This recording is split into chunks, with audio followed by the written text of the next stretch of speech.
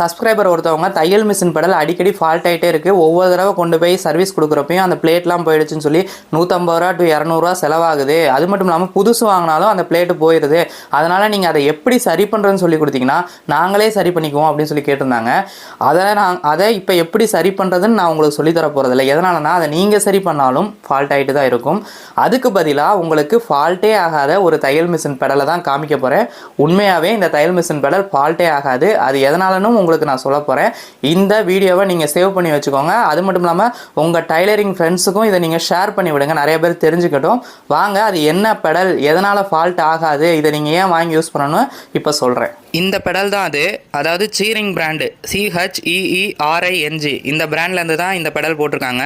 உள்ளே இருக்க மெக்கானிசத்தை பார்த்தாலே உங்களுக்கே தெரிஞ்சிடும் இது ஏன் ரிப்பேரே ஆகாத பெடல்னு. அங்கே பாருங்கள், பீங்கா மாதிரியான ஒரு செட்டப் கொடுத்து அதுக்குள்ளே ஒரு இரும்பு ராடு புஷு கொடுத்துருக்காங்க. இங்கே பிளேட் நம்ம ப்ரெஸ் பண்ணுறப்ப அந்த ராடில் போய் ப்ரெஸ் ஆகும், அவ்வளோதான். அதனால தான் இது ஒர்க் ஆகும்.